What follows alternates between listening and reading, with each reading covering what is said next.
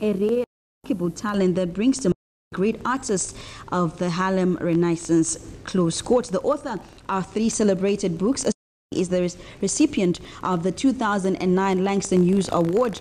His latest book, It's Bigger Than Hip Hop, was hailed by the Los Angeles Times as open court, an empowering book that moves you to action and question the status quo in America. Close quote. He's in the country to attend the Zimbabwe International Film Festival, and he's here on Good Morning Zimbabwe to know about himself. Welcome to Zimbabwe and to Good Morning Zimbabwe. Thank you for having me, Tracy. And so, what does MK Asante mean, and how does that relate to being in Zimbabwe? Okay. Well, you know, my parents moved to Zimbabwe. My mom is from Brooklyn, New York. My father is from Georgia, and they moved here in Zimbabwe in 1979, shortly before independence.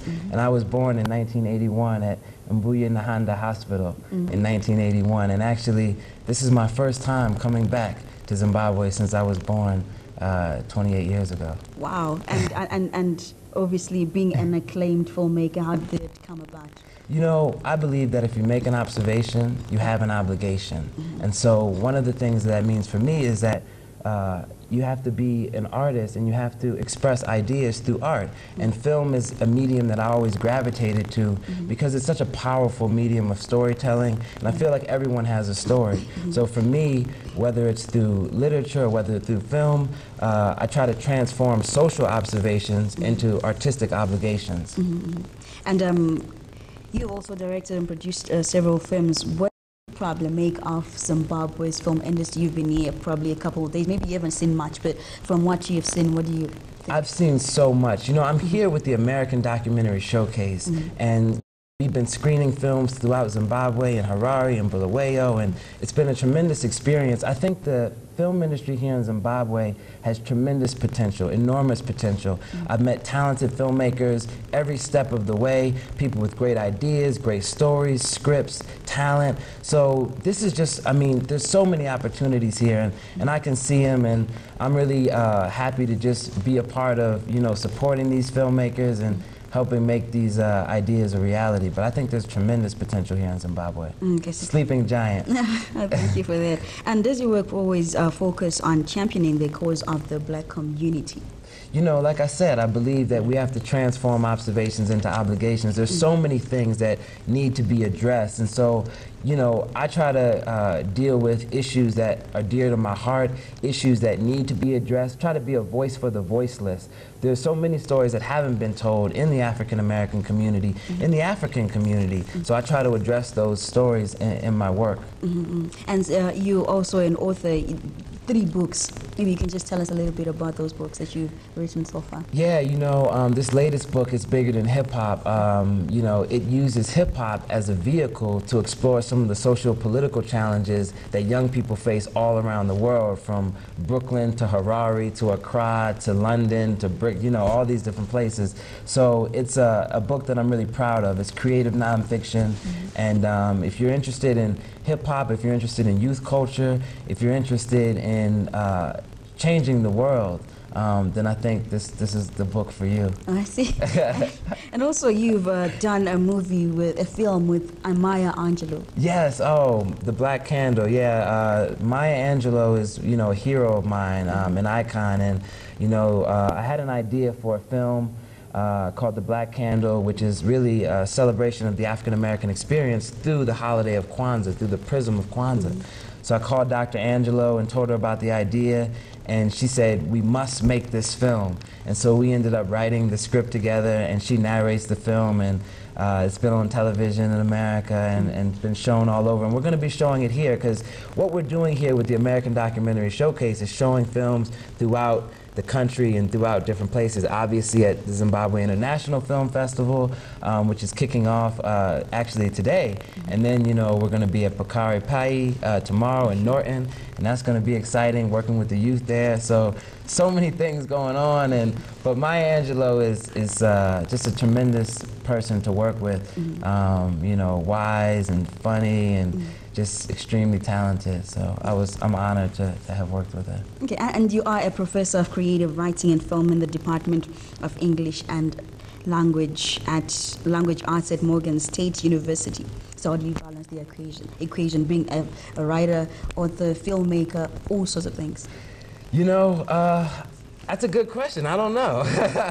But, you know, for me, I just have so much passion for what I do. You know, there's this quote that says, you know, people should be able to look at your work and your play and not tell the difference. Mm-hmm. And I always feel like you can't tell the difference with me because I enjoy so much all the things I do. Mm-hmm. I think it's really important as an artist to make sure that I give back and that, you know, I work with students and help them get to, you know, be professional filmmakers and writers as well. Mm-hmm. So it's really important for me to kind of reach up, and that's why doing this, you know, this showcase has been so important because we've worked with, you know, obviously ZIF, and we worked with, you know, the film school here, ZIF-TESA, and all these different organizations to really educate people about film, demystify the film industry for them, you know, and make and tell our stories, because that's what it's really about at the end of the day, telling our story. And the Zimbabwean story is a story that needs to be told, and the world is waiting, I'm waiting, and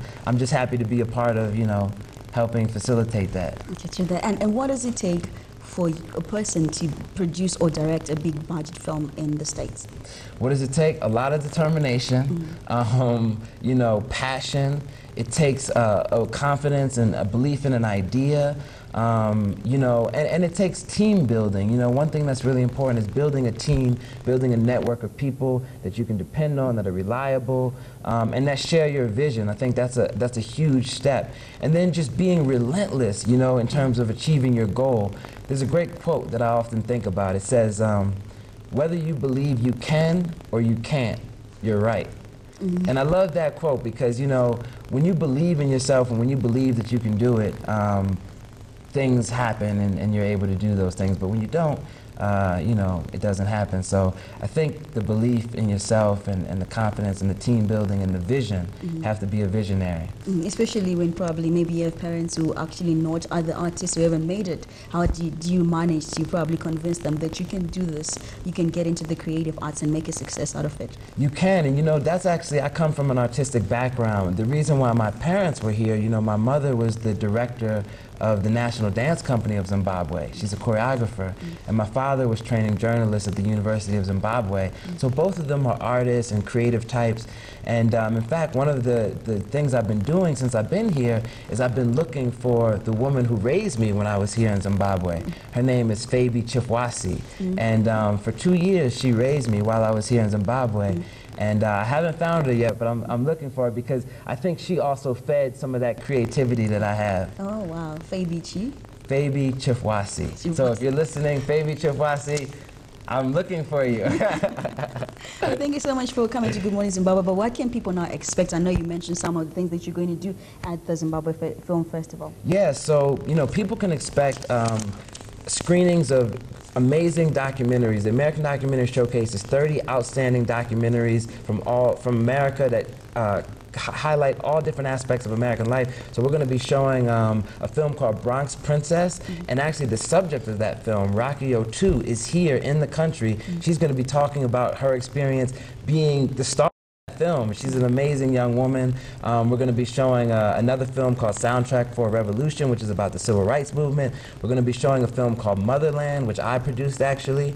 We're going to be showing a film called King Corn. We're going to be showing all these interesting films. Neshoba we showed already. So there's so many amazing films in the showcase. And then, like I said, tomorrow I'm in Norton at Pakari Pay doing a workshop with the youth. Pakari Pay, yes.